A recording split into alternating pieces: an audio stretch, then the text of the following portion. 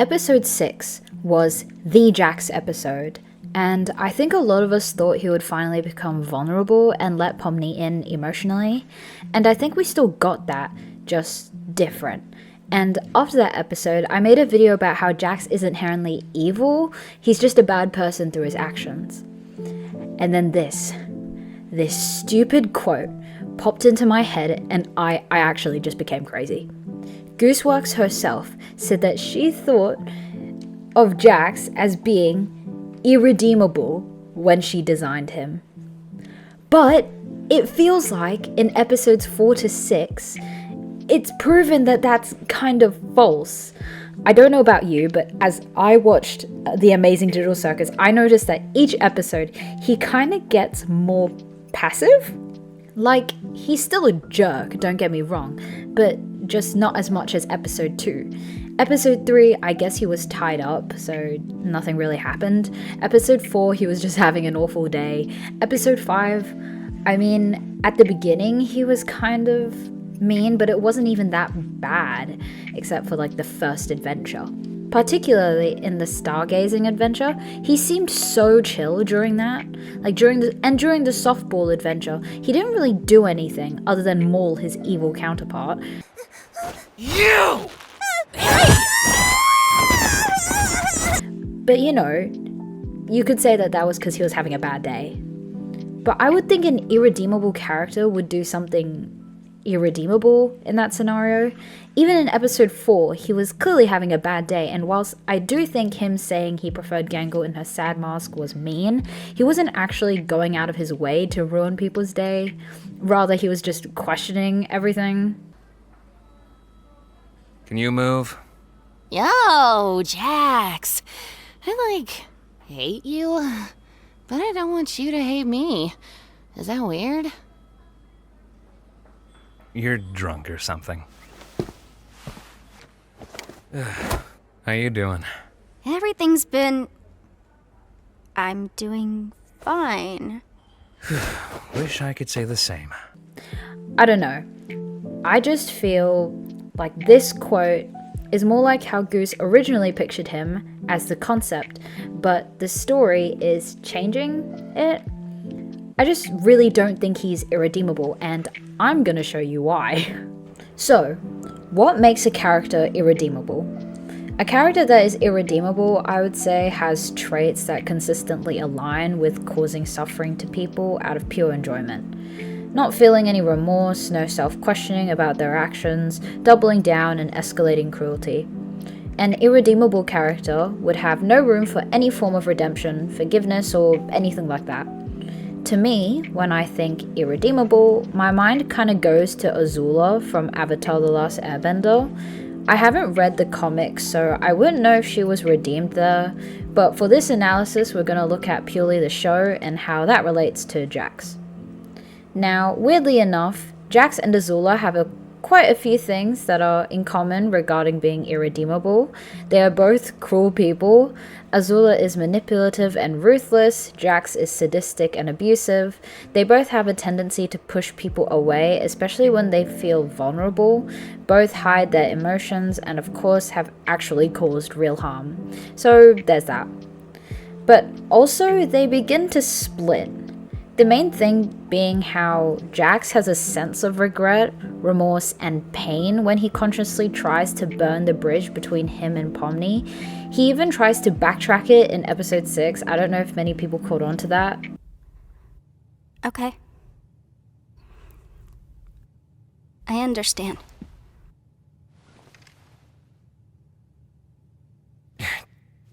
Jeez, you really can't take a joke, can you?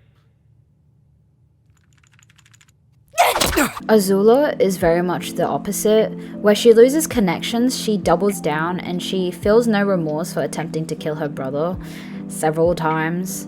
Where I'm sure she does have some moments of vulnerability in the show, like wanting connections similarly to JAX, she seems to double down a little more compared to how JAX did. As I said, JAX did try to backtrack what he said, even if his intent to burn the bridge between him and Pomni was still there. He tried doing it in such a way she wasn't going to be too hurt by it. Obviously, that didn't work out too well. And regarding Azula, rather than blaming herself, she externalizes the blame rather than internalizing it, essentially blaming her friends for leaving her and believing that it wasn't her fault. But the main thing really is that Azula's whole character is that she is irredeemable. Not to her fault, rather how she was brought up. With JAX, it feels more like a mask he presents rather than his true personality. It is so clear that he does not believe a single thing he is saying. What would you do if I abstracted tomorrow? I'd move on. And probably forget about you.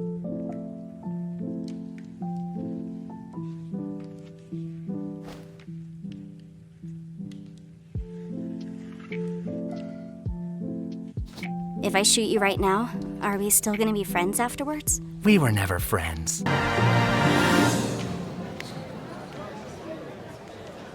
But what's an award show without honorable mentions and subcategories? That's right, it's bad!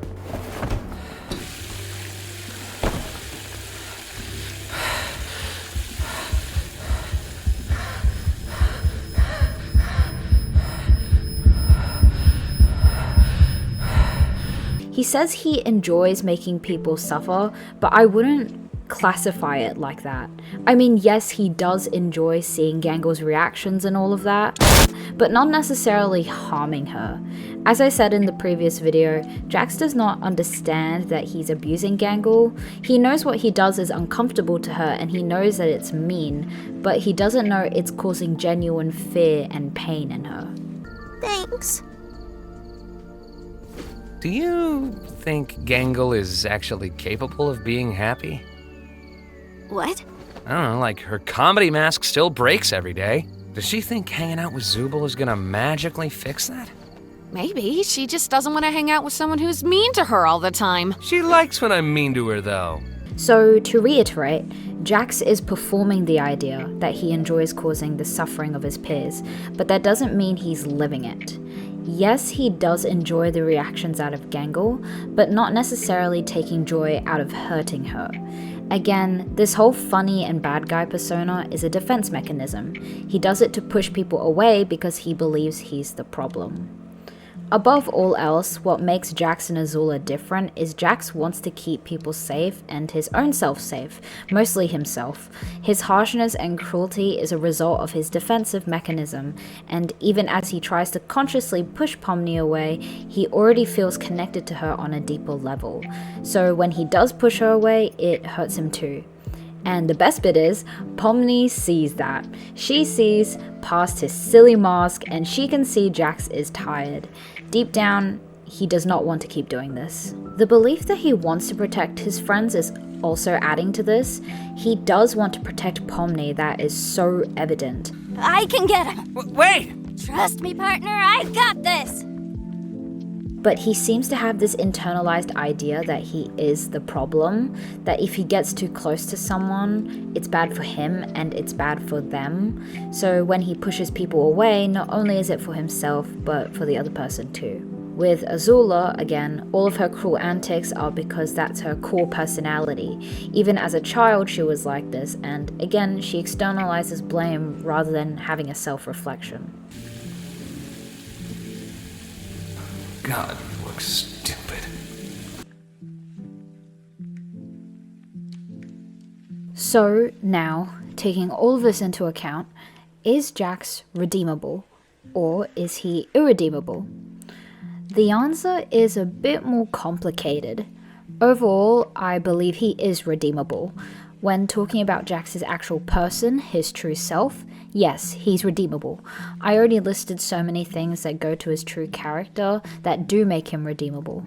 There is room for Pomni to find him and to enlighten him about the flaws in his mindset and how that causes pain for other people within the circus.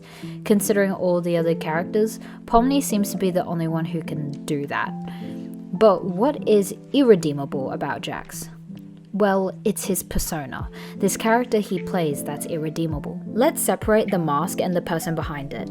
The person Jax pretends to be, the one who he puts on as a mask in front of others, is who is irredeemable. The joy from getting the reactions out of others, particularly through pain, is the main thing. Again, he doesn't take joy in causing pain, but rather the reactions that come from it. That's where I think Gooseworks got the irredeemable bit from. When conceptualizing Jax, she definitely thought of his character to be a jerk, inconvenient, and just overall a bad guy. But as we know, Jax is not one-dimensional. He has layers, and those layers are what make him human and what make him redeemable. But the real question is, does Jax want to be redeemed? And this is where it gets extra complicated, because I already said he has qualities that make him redeemable. It's clear he hasn't convinced himself about this funny guy persona, but does he want to be convinced otherwise? There isn't a lot a person can do to help someone who doesn't want to be saved. It's just really hard to get them out of that dark spot, especially if they don't budge. And they won't be able to get themselves out of that horrible mess. Climbing out of the dark hole is impossible if you don't even want to do it on your own. But here's the thing. You don't need to want to be saved, particularly when talking about depression. There isn't a lot a person can do, yes, but there isn't nothing you can do. The small moments of vulnerability between Jax and Pomni, without Pomni even instigating anything, shows that he does long for that connection with someone, so he's not all lost there. Can you believe this, Pomni? First she draws anime, now she drags us all into one? She must be one of them, losers. You threw me out of a moving truck. Do you think Gangle is actually capable of being happy? What? Doesn't she get on your nerves sometimes? I mean, she's nice to everyone. I don't know. I think she tries way too hard. Like, we're stuck in... Why are you always pretending everything's always fine? Like, if you tell someone they're loved and appreciated every day, it just kind of loses all meaning. It just feels like she's trying to take advantage of you, you know? I don't know. So, Pomni, you ever have any jobs? Or are you too young for that? I'm 25 years old. And yeah, I was an accountant for a supermarket chain. A supermarket? How'd you end up here? Well... Oh, here's the light. Huh. High five! Yeah! Ow. I can get him. Wait! Trust me, partner, I got this. So, how could this happen? How can Jax be redeemed? It's important to note that everything after this point is speculation, and whether or not it's true is unknown. Of course, I'm going to be going off of the current information we have regarding Jax's backstory, but I don't know enough, so this is all just theory crafting. We already know Jax had a few friends, at least one, who has abstracted, and that's Ribbit. And I think the friendship between Jax and Ribbit is one that was very confusing. I might make my own video on it, but it definitely seems Jax is very mixed regarding that friendship. I think in some way he and Ribbit both hurt each other. I think before Ribbit abstracted, they relied too much on Jax for emotional support. I think Jax still cared, but he was probably feeling the toll of that and just couldn't take it. So he must have either lashed out or avoided the emotion entirely and tried to shove Ribbit's feelings to the side. Ribbit could have acted upon this, blaming him for never being there for them and causing Jax himself to grow guilty. With Jax avoiding this, continuing to act as his usual self, he began to form this mask. And because of that, he could have said something extremely hurtful to Ribbit, which acts as a catalyst to their abstraction. Regarding Jax's keys, I do think that before Ribbit abstracted, Jax's guilt and worry got to him and he checked up on them in his free time. Maybe he tried knocking on their door, they didn't answer, and when he finally got in, it was already too late. That could be a nice way to explain why he always carries keys around. Maybe another thing was Jax did make it and saw Ribbit abstract, but he didn't do anything. He could have been too shocked to fully process what he was feeling, and that could have led him to having that triphobia that he has. Though this could be a bit of a stretch.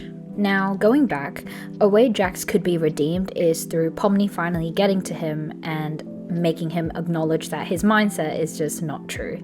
As I said, it's already obvious he doesn't believe it himself. If I led you on, it was just to make this part hurt you more.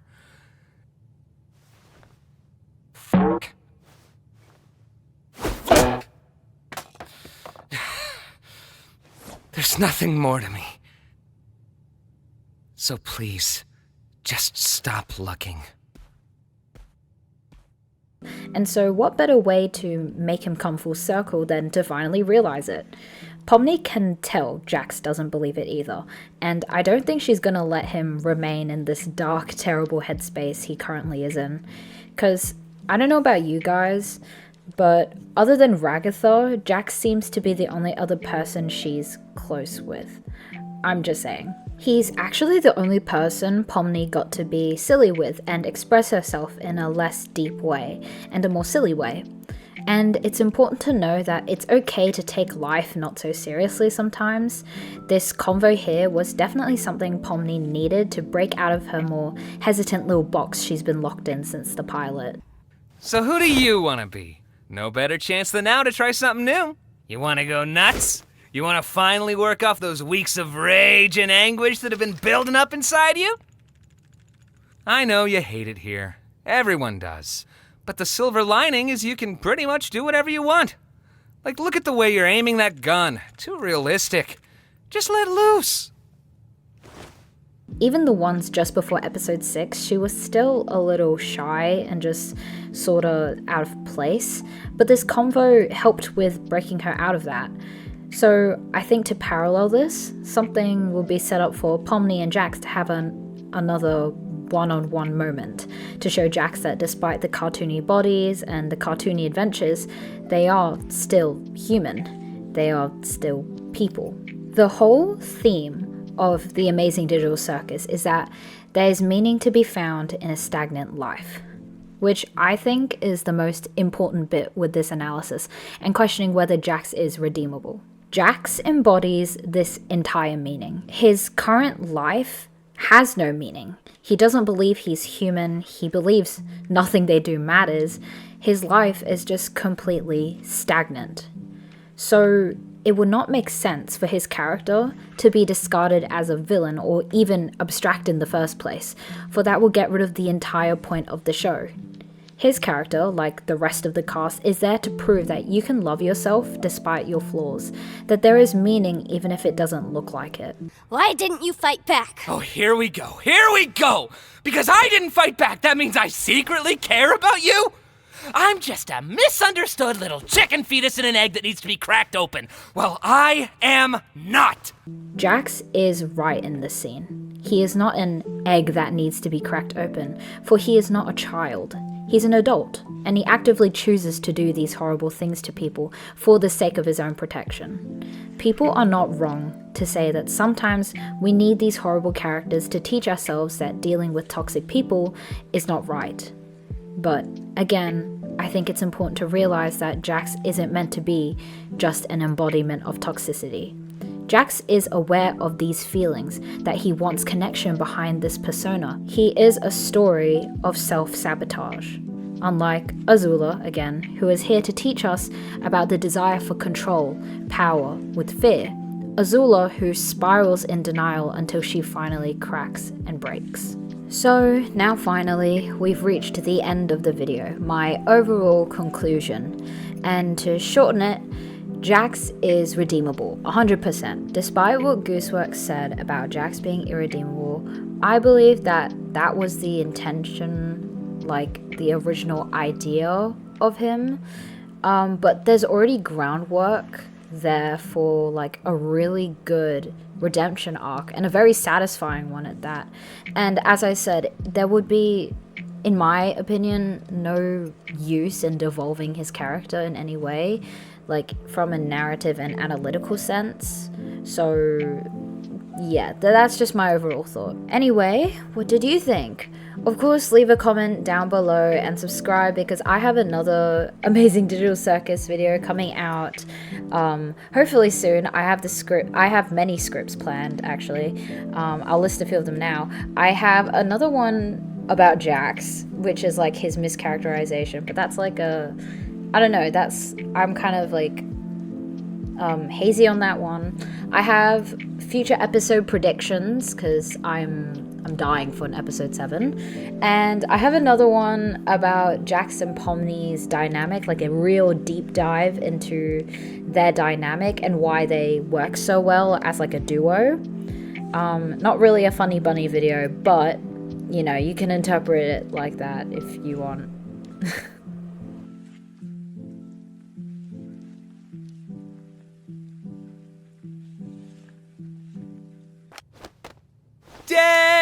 Daisy, Daisy, give me your answer. Are you seriously gonna start singing that? I'm half crazy, all for the love of you. It won't be a stylish marriage. I can't afford a carriage, but you'll look sweet upon the seat of a bicycle built for two. Oh wait, I have a key to Zubal's room.